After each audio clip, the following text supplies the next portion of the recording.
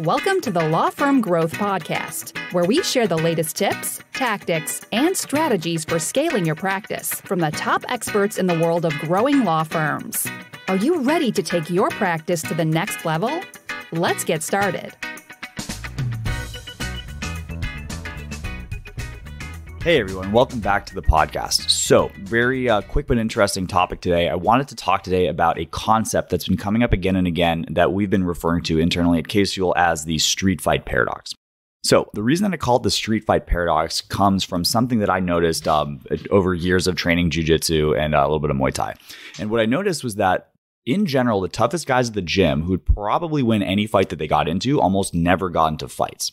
Now, I don't think there's anything interesting or surprising about the guys who, covered in tattoos, 240 pounds, cauliflower ear, etc., that aren't getting into fights because it's pretty obvious why, most people wouldn't want to get in a fight with that kind of a person. But there are other people like that, especially in jiu-jitsu. There's a couple guys out there who look like computer programmers, and some of them actually are computer programmers, but you would never know from looking at them that these guys are out there absolutely destroying the competition on weekends at tournaments. So basically, let's get back to the paradox. The reason why a lot of people end up learning how to fight is because at some point, maybe they got bullied growing up, or maybe they got mugged recently or something like that. They feel the need that they have to have the skills. People learn to fight so that they can fight.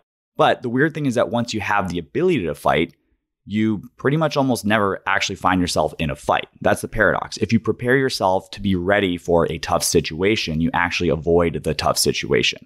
But that's not through the use of the skills that you prepare for the situation 99% of the time. Having the skills will more often than not prevent them from needing to be used. So let's take it to a bit of a bigger picture, right? I started noticing this for the first time a couple of years ago whenever I had tough negotiations, big closing calls, that kind of thing coming up. So I've always been really, really fascinated, if you can't tell from listening to the podcast, the psychology of this kind of thing. So a lot of times when I was gearing up for one of these big calls, I would kind of meticulously game plan this stuff out. What's my opening statement? How am I going to set the expectation? What's my agenda? What are my contingencies? If things don't go my way, what's my backup plan? What's my backup plan, et cetera, et cetera. But the weird thing was that, kind of like that situation with martial arts, the more that I was prepared for the call, the less I actually ended up using, right? So it was just kind of like that situation with martial artists never getting into fights. I would show up to these calls with, a whole page of instructions, and then pretty much I'd find that, they'd go really well. People would just be, really amenable, and I wouldn't have to actually use any of these elaborate plans. So my thought is, why does this happen, right? I think there's a couple of reasons, but the first one is because of nonverbal communication. So there's an old stat that you'll hear get thrown out time to time. You might have heard this one. So overall, according to psychologists, about 7% of the communication goes down through the actual words that you say. 38% of your communication comes through your tone of voice, and 55% of your communication comes through your body language.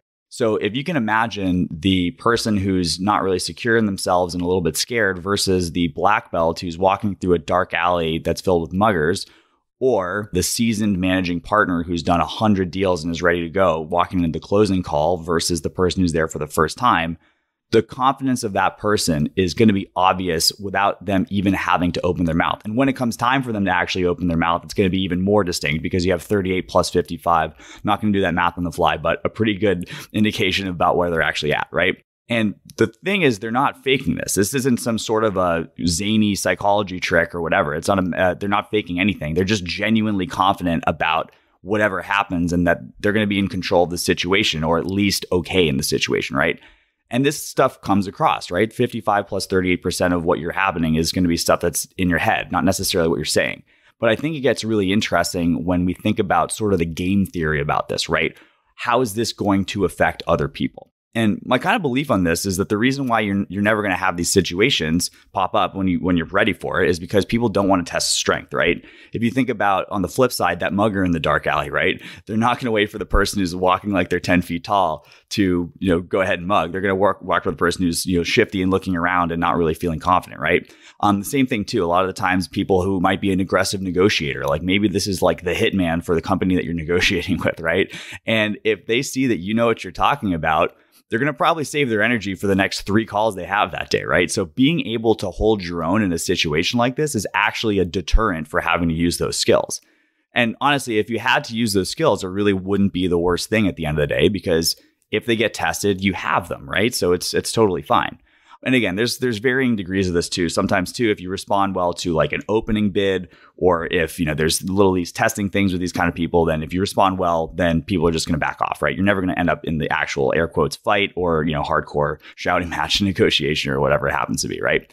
But let's invert this and talk about the opposite, which is kind of dark to think about. But in the situation where you're showing weakness or not showing strength, you're actually creating more situations where you would actually need the strength, which unfortunately in this case you don't have, right?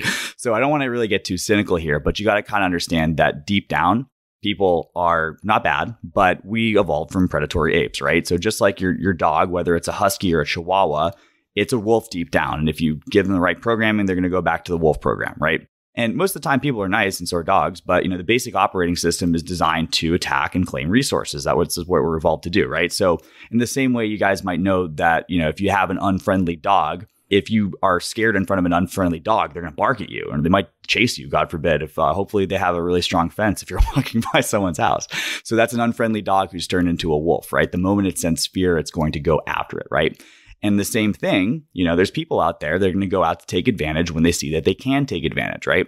I don't think that these are bad people. I don't even think people know this for the most part. But I'll say you might have been on the other side of the situation and not even realize it. If you've ever worked for tips or if you've been in a lot of sales conversations, you know the feeling when you're in a conversation, you're in complete control and you know that whatever you say, you can pretty much get it out of that person.